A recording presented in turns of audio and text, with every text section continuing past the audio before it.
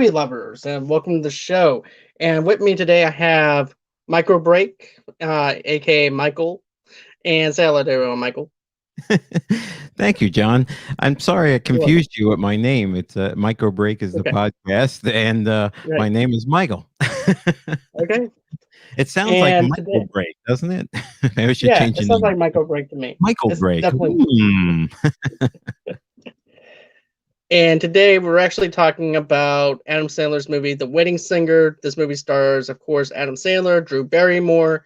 This is actually another one of my favorite Adam Sandler movies, aside from Billy Madison, Happy Gilmore, The Water Boy.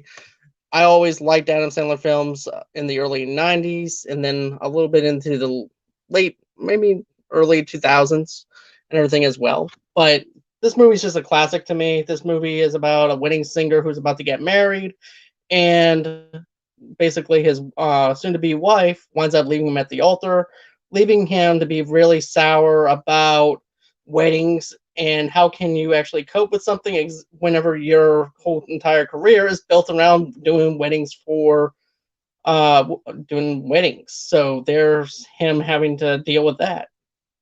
So Yeah, it's terrible actually when you think about it. exactly, it is You really feel bad. bad for him right out of the gate. You definitely feel bad for him. Also, too, I liked how at the very beginning he's really happy. He's singing "You Spin Me Around," and then it goes into him just making cracks at the guest on the list and everything too. He goes, "Hey, put some pants on that kid," and then it goes into Steve Buscemi's character trying to ruin the wedding and everything too. And Adam Sandler has Robbie has to go in and save the day, and he's like, "Yeah, but you guys are happy now. You guys look at the way that you guys are looking at each other. You guys are gonna last for a very long time. We all do Yep. foolish things and things like that. It's perfectly fine." And then Steve He Buscemi's sa just all over he the saved place. the wedding because of the drunk best man, and being a DJ personally for more than 20 years, as people know me as from doing weddings mostly. I can totally relate. I've seen a lot of drunken assholes get up on the microphone and say some terrible derogatory comments and embarrass the bride and groom. I've seen worse, actually. I could do a whole podcast on the shit that I've seen as a DJ, from fires to fights between siblings. It's been pretty awesome. And these are weddings. It's supposed to be happy occasions. Yeah, naked kids being danced around. I've seen it all. Old women, hitting on young guys, grabbing their asses. Sounds like a So Jerry Springer episode. yeah. Oh, yeah. With My some of life's the Jerry Springer episode. So when I watched this intro, I watched the intro portion of the film like 5 times, honest to God, this week. So I got it from a friend because I didn't even own the damn film for some reason. I own a lot of Adam Sandler films, but I didn't own The Wedding Singer, and I remembered it for the most part. But I told you I want to watch it again. So I watched the right. intro a few times over because I was in tears watching Buscetti. Oh, he's got to change that Buscemi. Yep. fucking name. Yeah, he's great. Boardwalk Empire, New Jersey. Hey, he's Yeah. a good actor. That was his time. But in this movie, he had a tiny little role, but it was really important because he was an asshole, and Adam Sandler came to his rescue, and he saves the wedding. I mean, he helps the little kid vomiting in the dumpster outside, and then of course he has his first interaction with Drew's character, which was Julia. Yep. And I also liked how he's taking the kid who's drinking too much alcohol and everything, and he's puking, and he goes, "Yeah, I just couldn't bring himself to puke in front of his family."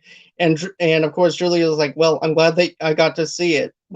So Yeah, she had a pretty dry sense of humor in it too. But you could just tell immediately there was this chemistry. And I love watching that film for the first time. People sometimes will say, I bet you they get together in the end. I'm thinking to myself, duh.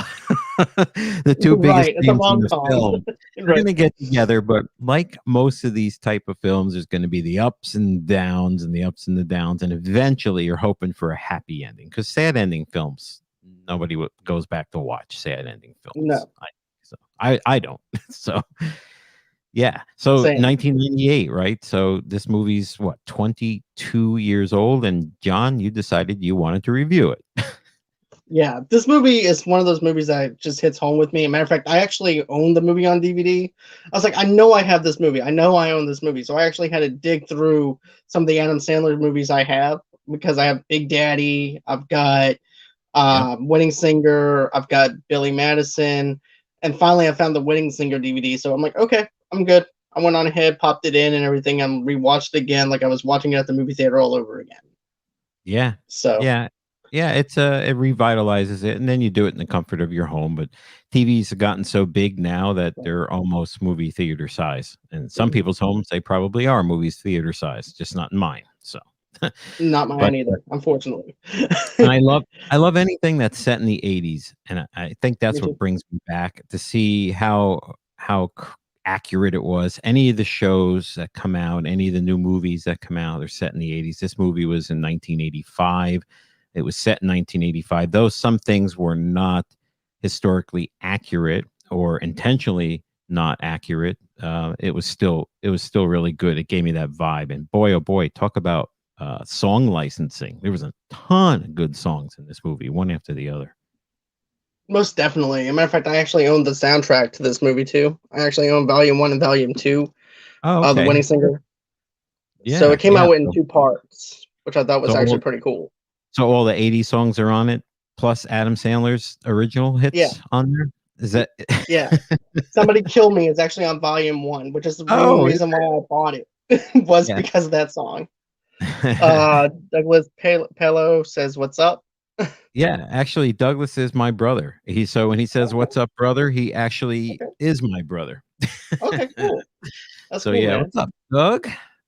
But yeah, Doug is big with movies and film too. I know. So watching this film again, 1985, and here we are. Of course, he gets the shittiest news from which I think was the hottest chick in the entire film. To be honest with you, too bad she didn't have a bigger role except for ruining his life. She sets the right. preference for the whole movie. Bottom line is, then she's kind of out of it for the most part till towards the end. So, and then of course he goes on a tantrum and he's miserable. And then his buddies are there to try to pick him up, but it doesn't work very well, does it? So what else happens, John? Okay, so another thing that I have to say is I don't really care for I didn't think the Linda actually was that beautiful. I thought that Julia's sister was hotter than Linda. That's just me. Oh, okay, okay. Yeah, You mean the girl that played Marcia yeah, in the movies of the Brady Bunch? yeah. Yeah, I guess I can give you that. I can give you that. Her legs Yeah, are a little shorter, but she's attractive. yeah, she definitely is. Um, but yeah, what I have to say that I thought that was actually funny was the fact that, he winds up, he's excited, he goes on ahead and gets ready for the wedding. He's being prepped up, and all of a sudden he gets that message from Julia's sister. No, from his sister. He actually gets the message from, Yeah, from his act, and who had a very yeah, small role. right. Yeah. And she said, "Look, I hate to tell you this, but Linda's not going to make it." What? Was she in a car accident? What happened? And she goes, "No, she said that she's not going to marry you." And then she walks out and goes, "Okay, I understand." And all of a sudden, he goes, "Do you want me to tell anybody?" "No, it's okay. I'll be okay." Next thing you know, he just throws everything around. Everybody can hear it, Of course, and you lost it. and Wouldn't you? that's how everybody got the message that there's not going to be a wedding that day. So, Yeah. I and think then I think that actress was that Angela Featherstone that played that role? That tiny yeah, little role? yeah, it was And Angela. Not only that, but the guy from Goodfellas is in this movie too. yeah, I what the forgot heck his is that character's guy's name, name again? Oh, but was his name? He's yeah, yeah, Frank Severo, I think, played Andy in the movie. He's yeah. got the Okay, so Andy's his character's painted name. painted hair. He's like black, looks like a crayon. Yeah, good old Frank Severo. Hey, what do you mean? I don't get the coffee. I get the. He always plays the same damn roles in every one of his movies. So He I mean, he's does, known. but He's been in The Godfather Part Two, Ruthless People. He did The Wedding Singer, but he's mostly known for that not so big role in 1990s Frank Carbone's Goodfellas. Of course, everybody knows good. Exactly. Where he's like, "Hey, you told me to go get the coffee." He goes, What the fuck are you doing?" Yeah, I was just joking. But yeah, so what I liked about this was I thought the comedic timing with Frank and Sandler, Robbie's best friend, was really good. He goes, "Yeah, he's like depressed or something. I don't know what, but I'm getting tired of him being down in that basement." And then, of course, too, you also have the other thing that actually, when we actually know that there's actually some nipple twisting going on between the sister and Frank's character, and then also too, we see a Billy Idol music video for White Wedding that's playing inside the house, Yeah, it's a little which subtle is hint right there that Billy Idol's going to be actually in the film as on the plane towards the end as a cameo. By the way, for your listeners, I'm sure they know this by now, but the friggin' movie is 21 years old. These are all spoilers, folks. So if you haven't seen the film yet, right, I don't know what to tell you. That was a long exactly, time ago. a galaxy far away, but Exactly. So but yeah, yeah, so oh, go on. no, no, I was just gonna say, so I'm kind of like following sort of the timeline of the film, and of course, we have our Boy George sort of look-alike in the film from the band Culture Club. Yep. That role was hysterical too. Of course, I don't know if I want to say that there was none or very little speaking lines uh, from that role. Now that fella is actually played by Alexis Arquette. Uh, Actually, Alexis Arquette's like near my age. I think she's like 50, and he assimilates as a girl now. So born in L.A., of course. Mhm. Um, he was Robert Arquette and was in a variety of different films: Pulp Fiction, Bride of Chucky, She's All Dat, Yep. 1999. Uh, but she actually died just like 4 years ago in Oh wow. on September 11th in LA. Yeah, I know, I know. So it's a sideline character. Kept only knew one Boy George song. What do you sing when you look like that? But just keep singing Boy George songs. Right. And That that's very actually one of my favorite uncomfortable. things. People at the table are like super uncomfortable. They're like All except Steve this song Buscemi's is character. weird. This person's weird. And then and what's his name? Buschetti, the guy I always pronounce his name wrong from Boardwalk Empire. Buscemi, Yeah, we yeah, gotta get his Buscemi. name Yeah. right. We're butchering the shit out of his name. It's Turns over to Buscemi. her all yeah, Buccini. He turns over and looks at her and he goes, "She's hot." Ooh. Ooh, Ooh, I like her. oh, I like her. Well, he was wasted. He He played a was really good wasted off his ass on that. yeah, he played a But good trick. I like how his friend tries to cheer him up because, man, you need to go on ahead, get back out there again because everybody's expecting you to sing. You can't just be down in this basement all the time. But I also like the other scene though too, where the little boy comes out, and everything goes and sees Linda because Linda says, "Look, I can't marry you or anything like that because I just came to the realization that I'm going to be married to a wedding singer." Because well, this would have been all nice if you would have just that to my attention yesterday. And then she says something else, and he goes, It would be fun if you just brought that attention to me yesterday." Yeah, and then you You hear the know, Adam Sandler voice come out. I love yeah, that voice that he has. He was still developing it, I think, back then. right, There was only a few movies in his discography prior to that uh, that he had done. I think I want to say that Happy Gilmore was before The yeah, Wedding Singer. Is that correct? yeah. That was before the wedding singer. To be honest with you, And when did Billy Madison get introduced? Billy was before. A matter of fact, Billy was actually before Happy Gilmore. Oh, okay, okay. Yep. Oh, wow. It went with Happy Gilmore. Then a couple of years later, it was Happy Gilmore. Then a couple of years later, it was we got introduced into the world of the wedding singer. After that, Okay, okay, I got it now. Yeah, because I know that it wasn't really until he got to the Back to School movie. Wow, I just Billy Madison.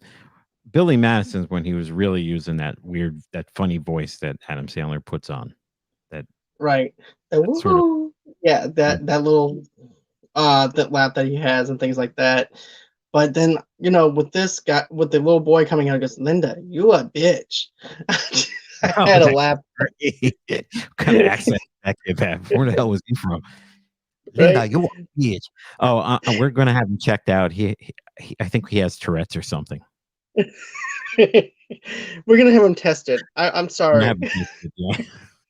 I'm, Then I'm after with that. that, it breaks Yeah, into his friend going down to the basement checking on him, and then he goes back to work, goes back into doing the weddings and everything, and that's when a matter of fact, Julia's sister looks at his friend and goes, "What was he thinking about coming back to work this soon and everything?"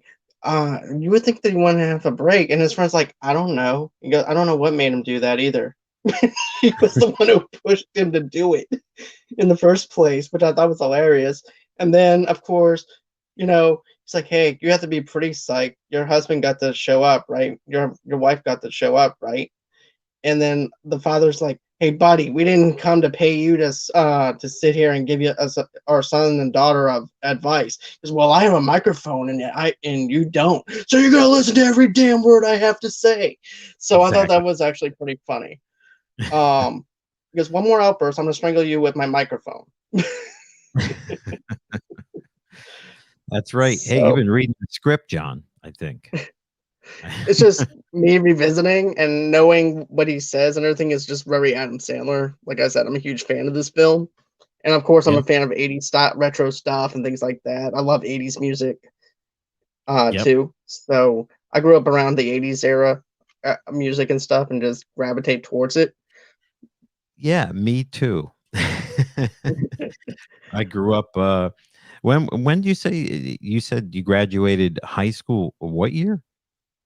Or I what year? graduated high school in 2004. I was born in 85.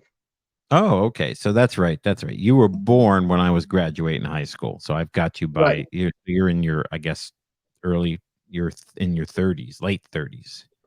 right, 36. Okay, 36, okay. Alright, that makes sense. Okay, yeah, 'cause I was trying to think of the song these songs were actually being released as new tracks on the radio, and I wanna say that the radio stations that played these songs that you hear in the film were in New Jersey were, I wanna say WPLJ was one of the more common mainstream because now it's like pop pop and hip hop and R&B kind of like share, and then you have rock stations and they mostly play rock, and they now it's called, it would be classic rock and sometimes even modern rock, or sometimes those are even separated nowadays where it's just modern rock and new rock, and then the classic rock stations will play the 70s, the Van Halens and the Led Zeppelins and all that fun stuff, and then the 80s and even the 90s grunge. But back then, when I was Right, growing up in the 80s, it was one station for all genres of music, period. There wasn't a big separation until for New Jersey, a station called Z100 got its start. And then Z100 played more of that pop kind of club okay, sound. And they were a little bit more open to hip hop and all that, which you don't hear a lot of that in this film. This film just kind of sticks to the hardcore 80s tracks. But there were other genres at the time in 1985, uh, right. but they're not really covered in this film for obvious reasons. He's obviously like a rock band front guy. He's a rocker, right. Because remember, Linda says, "I can deal with you not being a rock star." That's like towards the end of the movie and everything goes, "Well, you don't have to deal with it. That's not the way it works." Yeah, exactly. And I actually like that line that he said to her and everything. It's like, okay, I can just settle and be with you and deal with the fact that you don't want to be a rock star. And being with someone is not about settling with anybody. It's about falling in love with that person, spending the rest of your life with. He didn't want her to be settling or anything like that. And he also wanted to make his feelings be known to her that his feelings are not there anymore. So that was that outcome with that scene. But I also like the other scenes though too, where he's singing "Love Stinks," and that's at that same wedding that I mentioned. He goes, Holiday "Okay," by and Madonna he's was like, my favorite. Holiday, celebrate if we took the holiday. Took some time to celebrate. Oh, well, let's celebrate. Just one day out "Celebrate, of life. Let me alright. celebrate." It's just great. You better start saying. And You then, better start singing. I didn't pay you to. That guy. right. Up. Oh God. Then, Yeah. okay, now let's cut the cake because I know the fat guy is gonna have a Oh, yeah. heart attack if we don't have cut the cake. And the guy's kind of, like, kind of mad, but he's like, "It's right, But he knows it's true. right." There And was a then the lot of Three Stooges, yeah, oh God. Yeah. Oh yeah. And that table over there, I bet you they're not getting laid or something like that. And it's like the table of all the ugly people and the nerds and which is the actually a reference to the Three Stooges, which I thought was funny. oh yeah. Yeah. Well, 1985, there were a lot of movies based on 1985 that came out much later than that. I think 1985, obviously the biggest one that was based in 1985, actually closest to 1985 was actually Back to the Future with Michael J. Fox, Yep. of course. But Bohemian Rhapsody references 1985, Yep. and Aquaman was 1985. The Wedding Singer, I mean, The Wedding Singer's right on the list. There were a ton of other movies referencing 1985, Back to the Future 2, obviously. A lot of movies I never heard of. Rocky 4 actually was released in 1985. Oh wow. Yeah, I know. So I know it's kind of a bizarre twist. We should look at movies that were released at the same time The Wedding Singer came out. So to see what the competition was in the theater. Well, when you look at those big boards and you decide, what the hell am I going to see today? I just randomly stopped in Exactly. the movie theater. Let's see, we got this Adam Sandler comedy, The Wedding Singer in 1998. What else? What else was released in 1998? Oh, wait, we can get a seat in Saving Private Ryan. Right. Boom, 1998. What a competition. The Truman Show in Yep. 1998 would have been a great movie to go see. You've Got Mail. There's Was two films by Tom Hanks in 1998. The Big Lebowski. Talk about which is big, actually another one that was great. huge, huge, huge films. Wild Things in 1998. And Armageddon. There's something about Mary. This is in 1 year. 1 year. I saw the majority of those films in theaters though too. I saw The Truman Show in theaters. I saw Armageddon in theaters. I didn't see Saving Private Ryan until I was like a sophomore in high school. Um, then let's see, Wild Things I didn't see until maybe Netflix and stuff like that. Yeah. But I've seen The Truman Show in theaters though. Yeah, excellent movie, especially And in theaters. And there was another Adam Sandler in the top 20 in 1998. Two movies, of course, The Wedding Singer. What was the second movie? Without looking it up, what was the second movie that Adam Sandler released? Not quite as popular, believe it or not, in 1998. let's see, Waterboy. Bam! Tell him what he's won, Yeah. Johnny. Yep, Waterboy. Wow, and there were so many more. There was Meet Joe Black. There was Rush Hour, the original Rush Yep. Hour, Godzilla, A Bug's Life. So Deep Impact, and the list goes on. And this is in 1 year, so you can imagine the competition. So The Wedding Singer took second place next to Saving Private Ryan out of all these films we've mentioned. Out of like the top 50 films, it took number two, and yet today's rating is it's 6.8 out of 10, which is really mind-blowing to me. Right. I would actually score that a little bit higher than that, to be honest with you, because of the I amount of would too. laughs I got out of it. I Yeah, understand that we're like one of the million or two in the million out of the million people that might have liked it, but still, it should have been a lot higher than that. Um, Another thing though too is let's talk about Glenn, Julia's fiance, who's actually the douchebag in this Glenn movie. Gulia?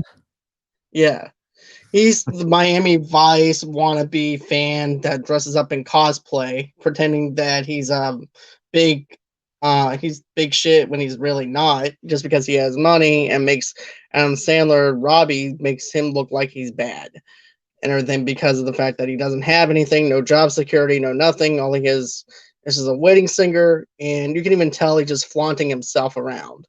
He's a douchebag. Yep, He douchebag said asshole. douchebag.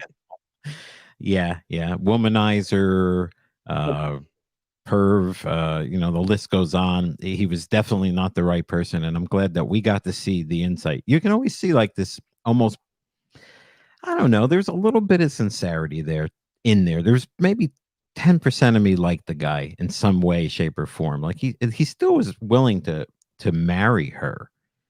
So, I mean, yeah, that's a but big commitment, even though it wouldn't have the marriage wouldn't have lasted, but he was still willing to marry her. So, to me, he was, I was kind of half rooting for him, like, because I knew he was going to get screwed because I seen the movie a few times. So I knew that he right, was going to, but then, yeah, he made it easier for me when he started hitting on looking at the cocktail waitress's ass and making right, those comments to Adam's character. Before you know it, now he's just proven to Robbie what a total douchebag he is, and now Robbie knows what he has to do.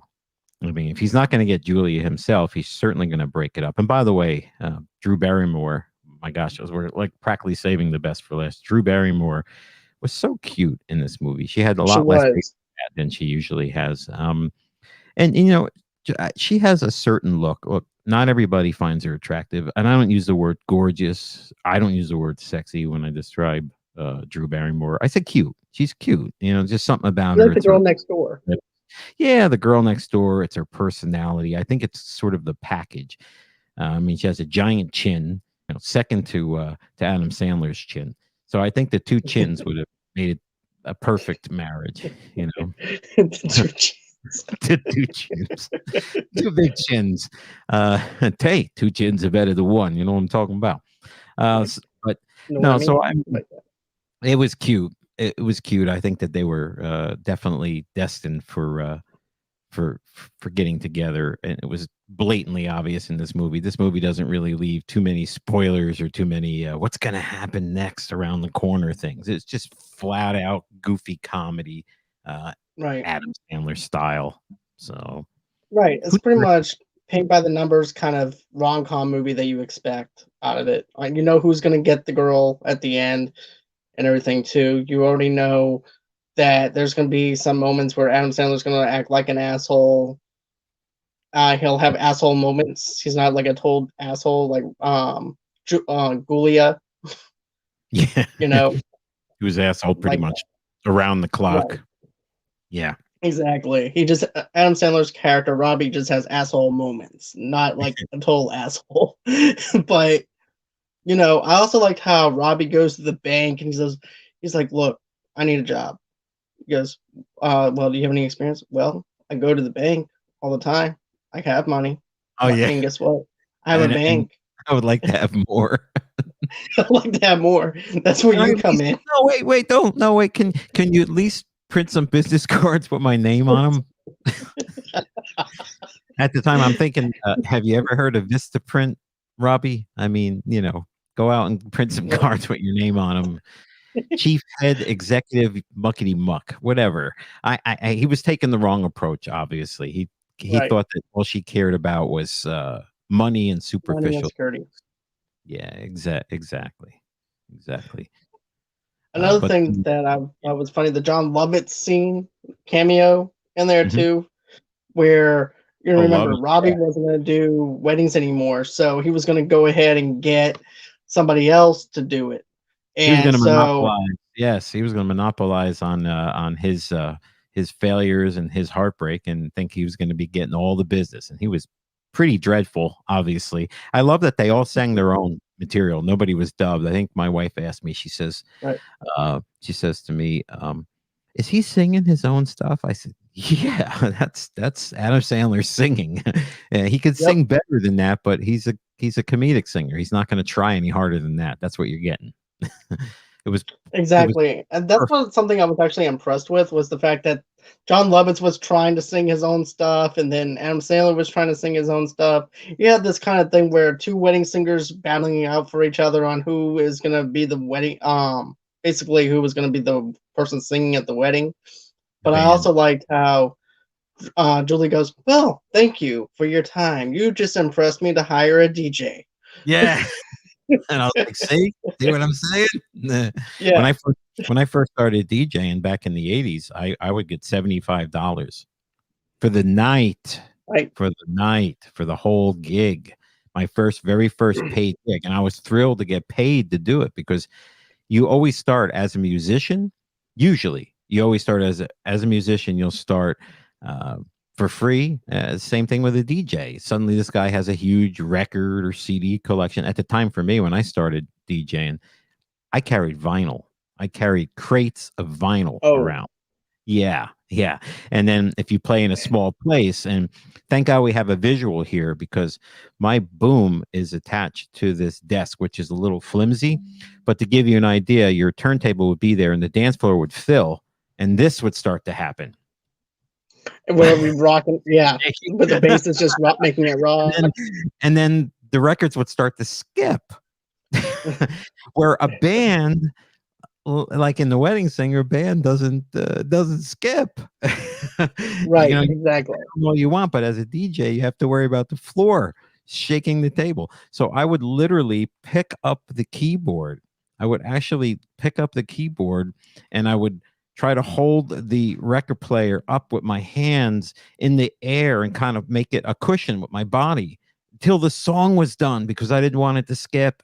So every time a dance floor filled the room, I would have to hold the turntable in the air. This was in the early days. That's funny. I But can you know, see you doing your DJ thing, and oh my god, I'm just standing there holding the record player while it's oh spinning, my god, just waiting for him to finish. And I'm like, hey, everybody out there, hey, having a good time. Nobody's even paying attention to me. They don't give us two shits less. They got drinks in their hands, they're dancing. So I can relate as a live musician. You don't have that issue unless somebody trips over your cord and pulls your PA out or unplugs your system. right. Yes, it's happened to me numerous times. That's pretty embarrassing too. Uh, and, and then I started 75 bucks an hour, and then DJs were making. By the time I retired, I was getting 12 to 1500 for the night for a wedding, for one guy wedding, no frills, just with lights and music. That was it. Bands, however, were getting like 5,000 per night. Yeah, a I can good see that. yeah, a good band. So I'm thinking, what do you think Robbie's band made in 1985 for a night? Remember, she makes a reference, Julia, not Julia, but his ex fiance makes a reference to his salary in the movie. I want to say she says 60 bucks a night playing Yeah, which is for him. which back which back then, I bet it It was was still not all enough right back. because I just said I made No, $75 in the 80s as a right, DJ. That was shit pay. He should right, have made at least $100. He was the front guy for the band. right. Although maybe hearing George made it decrease a little bit to where he got paid for a little bit. Oh, true. Oh god, yeah. Well, you do have to pay him. He did wear a lot of makeup and had hair products and stuff, and he was a high maintenance backup singer for sure. But he did And then him multifaceted. repeating the same songs. Yeah. But when he played the instruments, he went from I want to say he went from the instrument Saxophone. that Kenny G plays, uh, sax to then he starts to play a trumpet or a trombone or something. Yeah, he plays a trombone, then from a trombone to a trumpet. The like, so this guy's just a one man band, I know. basically. It was It was funny. funny. That Uh, bit was actually funny. And then of course, too, you have Sandler going into the club with which is actually awkward if you think about it, where where's Julia's sister, it's Glenn, and it's him. going on a double date to into Mm, the club, which I think is totally awkward. I would actually feel like a third wheel, even though I actually had a date, but it's not the date that I want. It's the date that the other person has instead. So everybody's it's yeah, everybody's with the wrong person in that for sure. It was a little mixed up, and you could tell he was not really interested in her at all. And then she figures it out. She realizes, oh, you got a thing for Julia in the house, you know. And then he's like, right. no, no, that's Trying to blow it up, denial, blow it off. Nah, it's not true. It's not true. So I mean, yeah, and and then so he continues to start to realize that this is the one for him. right, and then also too, that's when Glenn makes that reference to the waitress and everything too, and also too, you can tell that Julia's not having a good time either. She's just drinking her drink, drinking one drink after another, getting drunk because she doesn't Oh yeah, want to deal with this situation. and and she did get drunk. Right. That I think I vomited in my hair. How does my hair smell? He's like, And he smells goes, "It good. smells good." Uh, that's love right there. Says, Right. I think I'm in love with her. Oh, And here that's fun. comes Glenn in his Miami Vice wannabe car. Oh Do not yeah, throw up in my car or anything like that. And then that's of all he course cares he's about. right. And Yep, he's also yep. making moves on the waitress too, where he's like, "That's just some grade A meat right there," and just making jokes with Sandler. And Adam and Robbie's just not having it. He goes, "Well, you have to hang it up sometime because you're going to be getting married soon, right?" He goes, "No, I work long hours in the at the office, so I can do this anytime I want." Yep. So, He just drove it home. Yep. Late. Hey, I work late hours in the city. Yeah. Mhm. hmm exactly. So at that point, you know, that's when he said, "So, Julia's staying at Glenn's house, huh?" And she's like, "Yeah." And she "Well, I just want to let you know, if you come upstairs, you're gonna get laid." And he's like, "So, Glenn, huh?" And he goes, "Do you have a thing for Julia?" "No, no, no. I don't have a thing for Julia." And he goes, "I just don't like her marrying that jerk off. That's all." Yep. That But they spend a lot of time together though, but because Glenn just wanted her to plan the wedding while he went off and being a player and everything too. So there was that, and then my favorite thing is when they're trying on the dresses, when the different girls are trying on the dresses, and here comes boy George, and everything with the oh, yeah. dress. Yeah. Of course. But you knew that was coming. You just Right, it was almost, predicted at some point that he was gonna show up there and start trying on ladies' clothes, and like I said, right, he lives, a trans life now professionally, and, so I wonder if they knew then. I wonder if he was the same then as he is now. I mean, or was he still finding his way? I mean, that was a long time ago when you think about it. It was like over 20 years ago. And I right. mean, look at how people change, year by year. Imagine 20 years what it can do to a person. And, he found his way. And I was thinking about when in the film did Steve Buscemi uh, get in the band? Was that towards the end? Yeah, that was like towards the end because that was at Robbie's wedding when he That's go. right. That's right. I know we're jumping around, but I was trying Yeah, to lead up to that, but he eventually was having the wedding to Julia. At least she's not going to be Julia Gulia. He right. kept saying his Julia name. Hart sounds so much better than Julia, to be Julia, to be honest with you. She kept But saying let's talk about Julia. the first class thing. We can skip around to the first class scene if you want to, Oh or yeah. unless you want to talk about when Linda shows up. No, you go ahead. You go ahead. If I don't know if anybody's watching the stream right now or not. I know I pushed the message out there on multiple occasions over the last couple of days, but if anybody had any questions or anything, but I don't know if I Right. see them or not like here, so we just keep Yeah, we going. have two viewers right now, but if you guys have any funny moments in the 2 movie whole or what you're, viewers. You guys. or if Tell your you friend. Tell your friends. This is your opportunity. I'm not going to be doing this on a weekly basis. That's John's shindig. That's have All you have is But yeah, 15 minutes with me every week. yeah, with me, you get an hour's worth An of hour plus episodes. and with someone else. It's like 2 hours for the price of one. Right. And wait, there's more. Exactly. Like You the never know what's gonna come Octopus out of guy. a kid's mouth. Oh gosh. But How yeah, many wear a guitar as a shirt? You know, that's, and it plays. No, I'm kidding. It doesn't play. Um, but go ahead. You were gonna say. okay, so basically Linda winds up coming over. Robbie's drunk. Glenn at that time is he gets in a fight with Glenn over at the bar, Mhm. and then of course Linda winds up taking care of him, which she basically pretty much raped him if you think about it.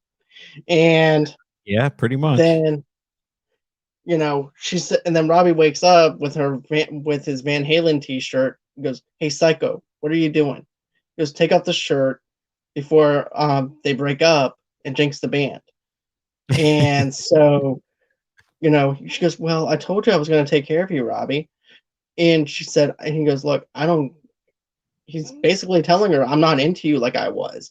But Linda said, "Well, Robbie, I can deal with the fact that you're a wedding singer because you don't have to deal with it.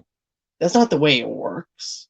And so Exactly. he throws her out. Next thing you know it, he's at this other person's wedding, 50th anniversary wedding that he's been helping this little sweet little old lady out and everything throughout the whole movie.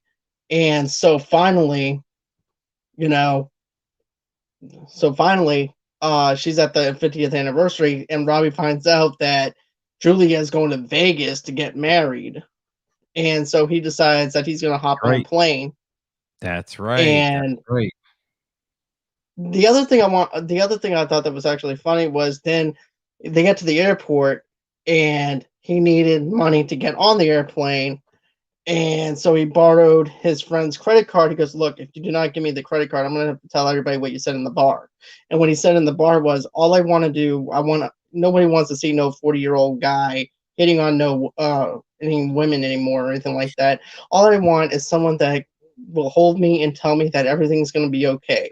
I know. So that was So out of character for that guy, which made it that's what made it funny. I mean, the guy's going around wearing a Michael Jackson Jackson. jacket. At one point was wearing the glove on his one hand, which was really weird.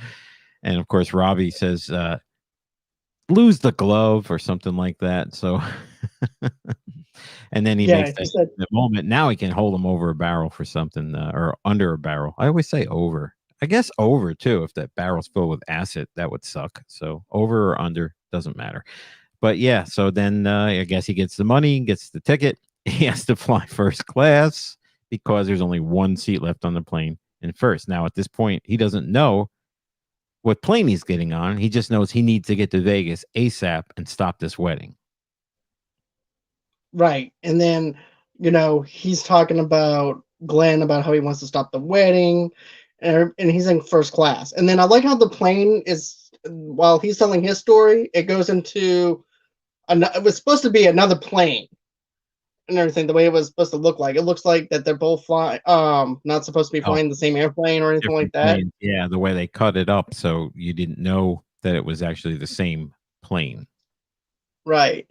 And, of course, when Robbie finds out that they're on the same plane, because the waitress said, "You won't believe what this asshole told me." He said, "I look like great meat and I should be on the Mile High Club."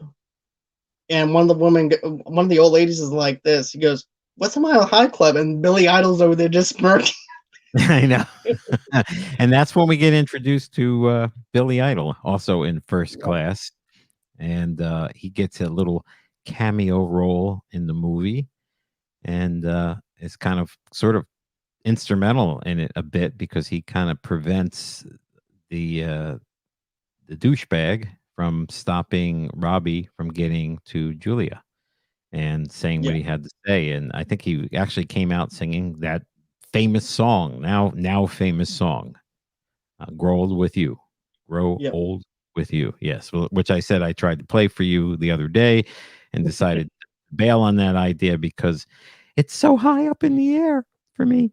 right. For us, like you said, he sings soprano, and I'm basically on that same line too, where I'm basically bass, if Mm, you think about it. mhm. So that would so I understand what you're meaning, that the song wouldn't have matched that well with the vocals. So, but another thing too that I want to mention though that I thought was funny was when Robbie's telling the story about Linda showing up in the Van Halen T-shirt. It was like, what? That's just crazy. Just and they was like so energized into Robbie's story. And then once they realize that the douchebag's on the plane, everybody helps them. The stewardess winds up helping him.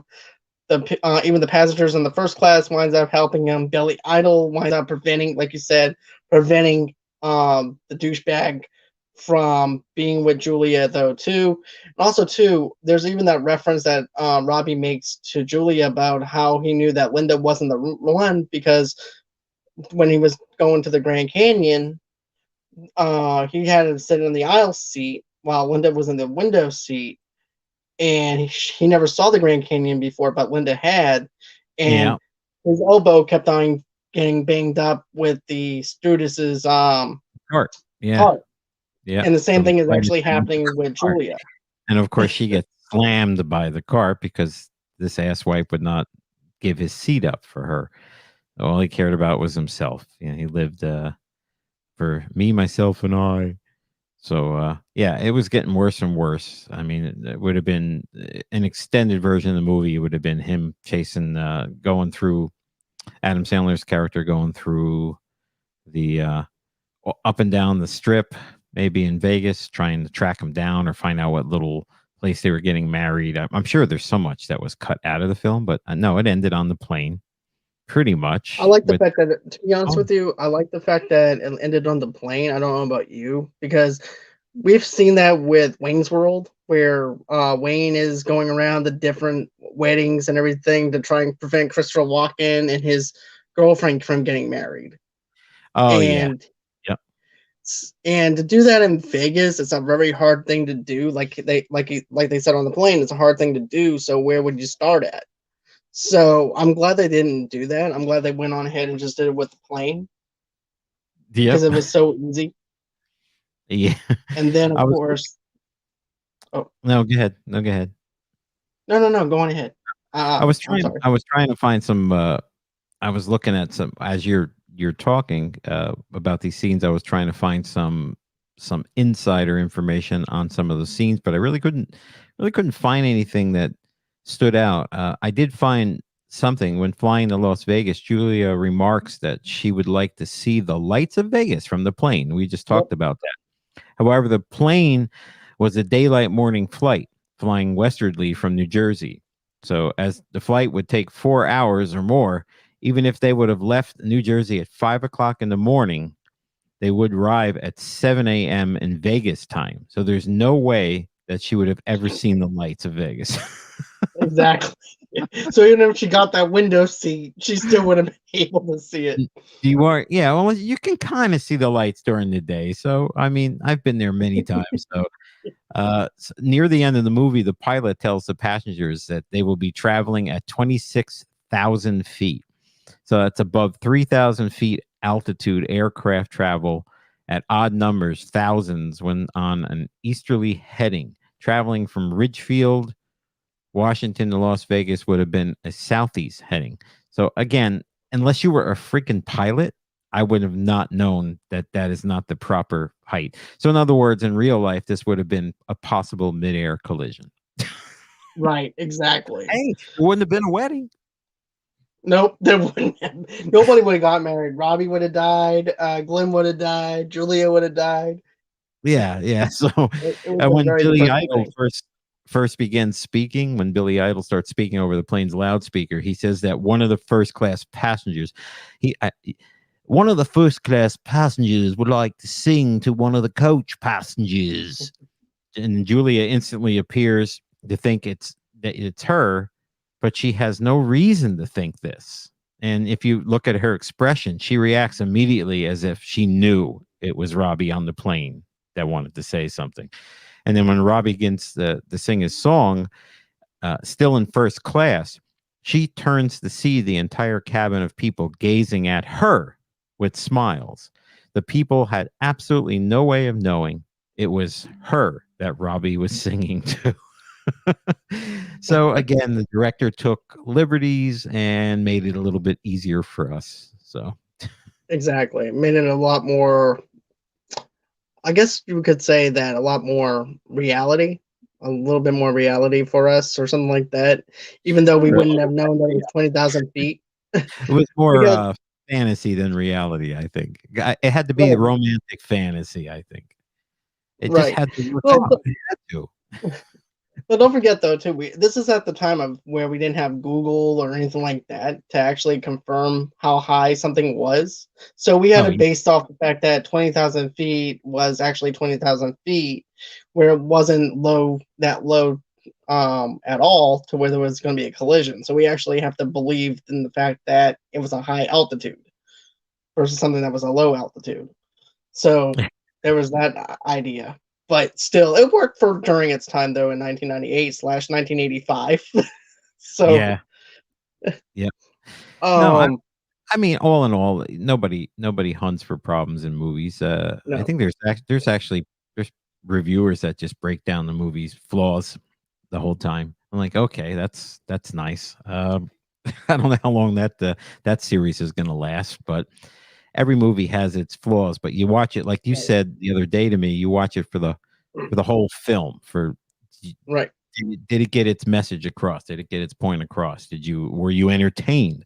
I think right. ultimately all the directors and producers of these films just want us to be entertained. Are we entertained? Are Exactly. we Yeah, does it make us happy, sad, excited, worried, confused? Whatever, it's a comedy. So it's supposed to make us laugh, and it's a romantic comedy like 51st Dates was, which by the way, I liked even better, both with Adam Me Sandler and too. Drew Barrymore. I liked 51st Dates even better because Rob Schneider's characters when he started getting introduced is fantastic. Yes. The whole coconut bit, Oh my god. sharks only bite you whenever you touch their private parts. The whole entire thing where Adam's pretending that he's kidnapping himself so Drew can go ahead and rescue him, but instead it was the father. He goes, "Hey, dipshit, yeah, after you get done playing like you're kidnapped, come over to my house and everything." Okay. Exactly.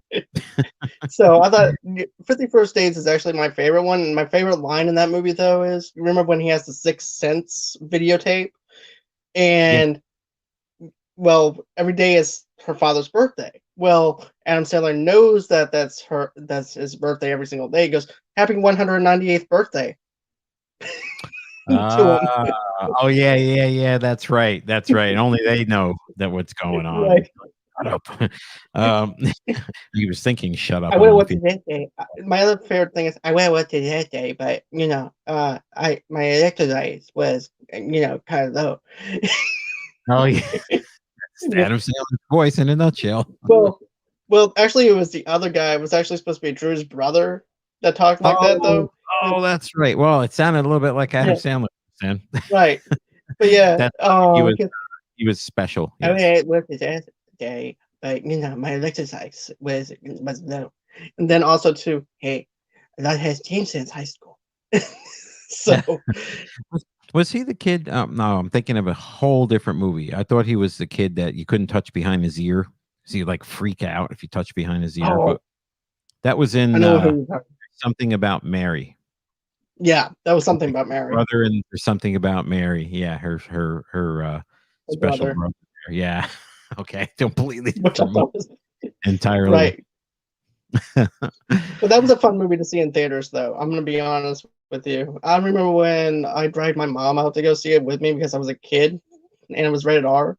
Because this movie better be good, or else, Oh or else we're gosh. not. Or else, so I'm like, Well, uh I don't oh, I don't know when I saw The Wedding Singer, but I'm gonna safely say I probably did not see it in theaters. I probably saw it after it was already released, that particular one, because I don't remember ever going to a theater.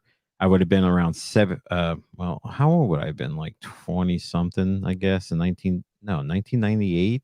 Oh gosh. Yeah. high 20s. Wow, Hmm. I don't know how old. I was old. I was younger. I was between maybe 12 and 13 when I saw this in theaters, to be honest with you. Oh yeah, Um, so I was definitely older. Yeah. Wow. yeah. Oh wow. Yeah. Wow, I'm getting old. Holy shit.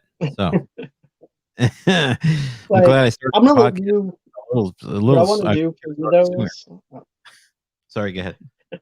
no, I'm sorry, I'm didn't mean to talk over you. But no, what I want to do for you though is real quick, give us you know how you were talking about the Steve Buscemi scene for the ending, the way it Yes. ends? Yes. I'm gonna let you take that one.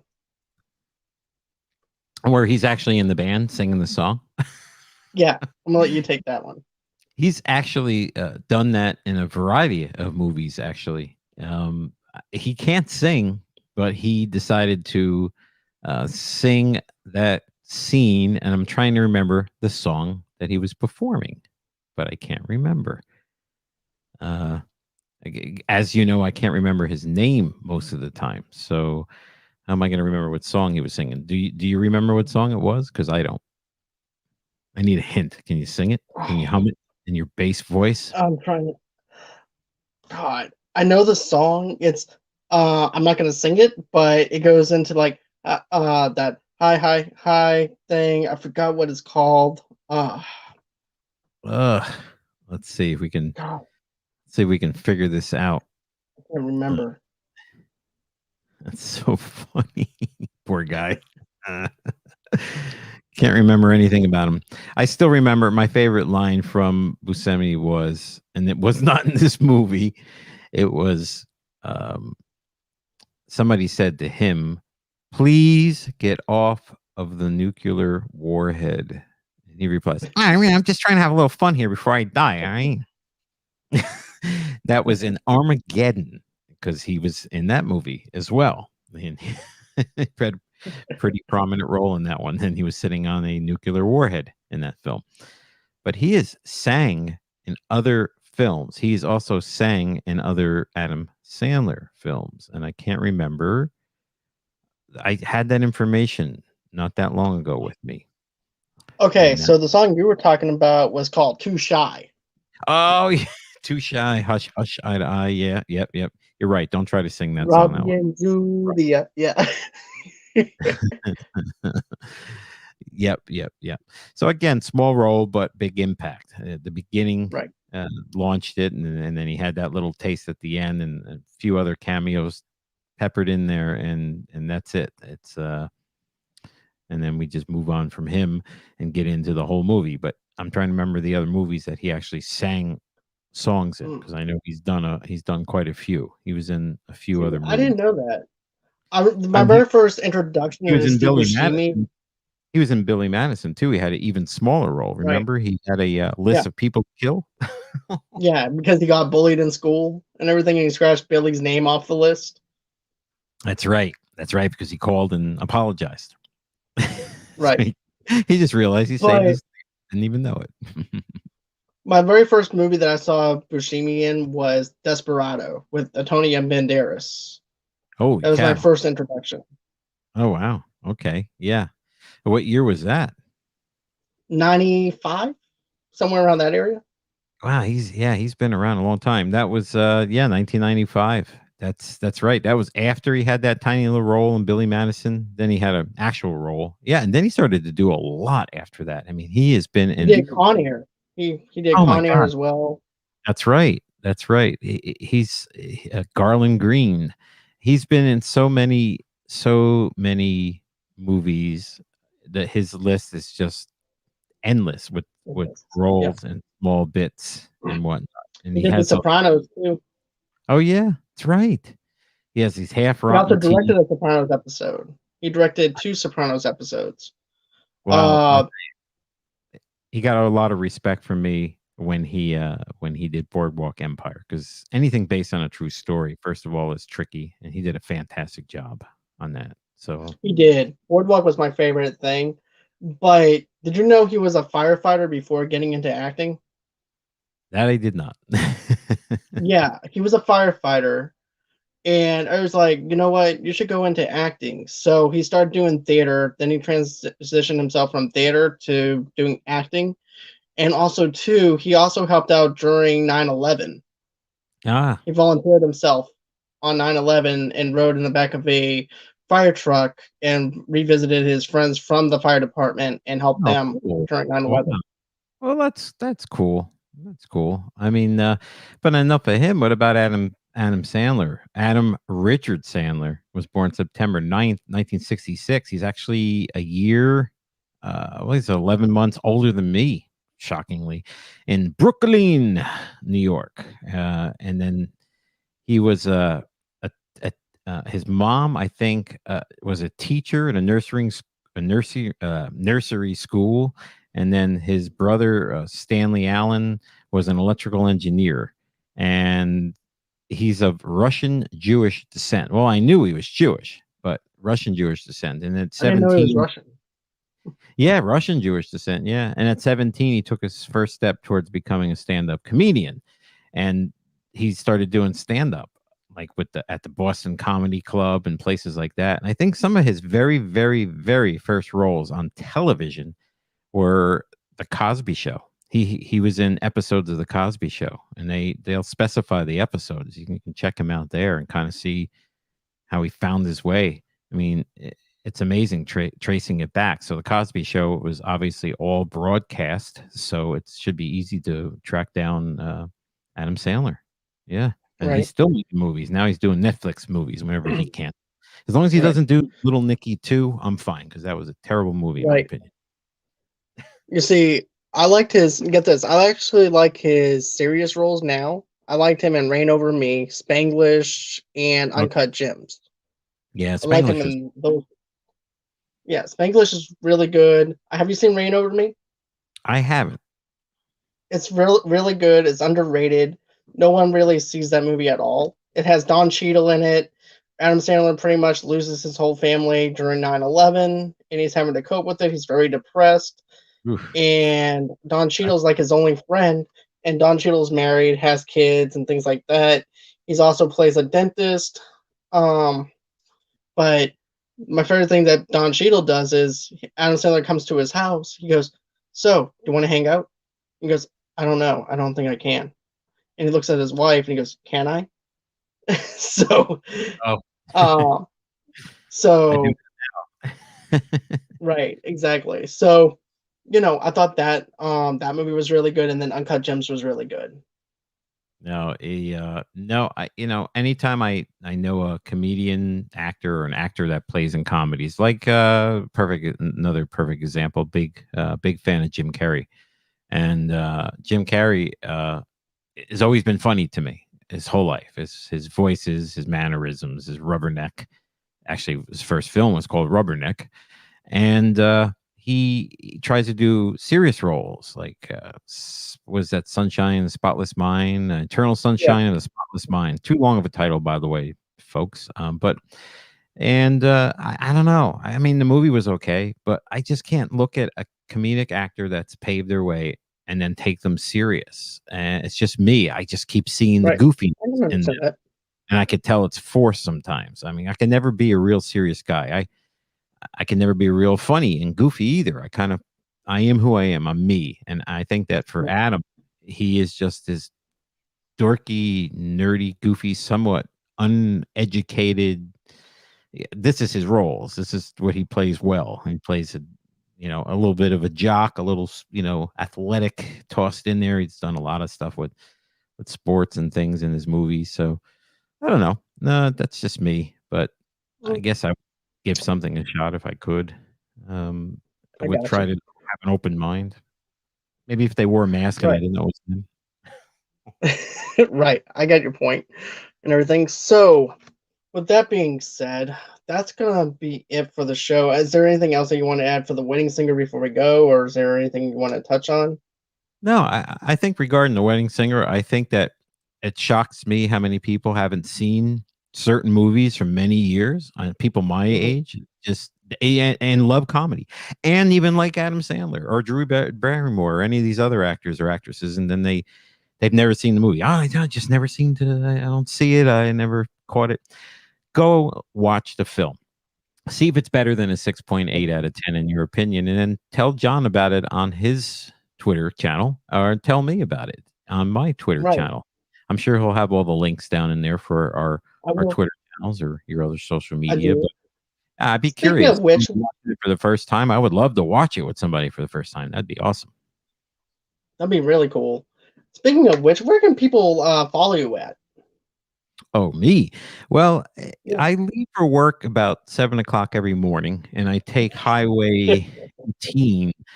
You mean okay, I Yeah. get it now. I get Yeah. it on social media. Yes. So, my Twitter page is micro underscore break, the low line, a micro underscore break. And that's where you'll find me, Michael J. Mayone, in the Micro Break podcast. Of course, Micro Break can be listened to on anywhere podcasts are hosted. Of course, on the Google side, Apple Podcasts, and everything in between. My podcast page and all those links you can also get to for all of my stuff is right there in my little blurb on the Twitter page. So micro underscore break, or you can email me if you're interested in chatting or talking about an episode. Eventually, I'm going to have a newsletter too, John. Eventually, Okay. because I like when people have newsletters. But right now, I don't have one yet. I'm working on that. But you can email me at microbreakpodcast@gmail.com and reach me there. But I'd love for you guys to get a listen. It's the podcast for humans with the attention span of a goldfish. Every episode is under 15 minutes. It's life, it's history, it's everything you want to know about the 80s and 90s and what about my personal experiences, my take on things. It's very eclectic, as you know. But All thanks. right. And you guys can go ahead and follow me at John DeGorio8 on Twitter, or you can just go ahead and follow me at Movie Lovers Unit. Of course, you guys can also go on ahead and if you want to donate to the page. How do you do that? You just go to the GoFundMe page on the link below. Just donate us just to keep the lights on at Movie Lovers Unite. Another thing too, guys, is I'm going to have some more shows tonight. One more show tonight with Mike Perkins. We're going to be reviewing Goodfellas tonight at 8 o'clock Central Time, 9 o'clock Eastern, 6 o'clock Pacific Time. And also, too, you guys can follow me on Facebook at Movie Lovers TV Lovers Unite over there. Instagram at Movie Lovers TV Lovers Unite over there as well. For all your entertainment needs and wants, just go ahead, go to www.movieloversunite.com. And also, too, we also have a Pinterest at Movie Lovers TV Lovers Unite over there. And also, too, if you guys want to, go on ahead and click the link below. You guys can get a 30-day trial period off of Audible as well. So you can get a 30-day trial period. All you have to do is just sign up and tell them that Movie Lovers Unite sent you, and you actually get a 30-day trial. So Hey, that's what you can do. So that's everywhere that you guys can reach me at. And if you want to, go on ahead and email me at movieloversunite@gmail.com. And that's if you're a sponsor or if you just want to chat with me or anything like that. Go on ahead, show me some love right there. Also, too, give me that thumbs up, share this with everybody. And always, until next time, guys, bye bye. thanks, John. Bye, guys.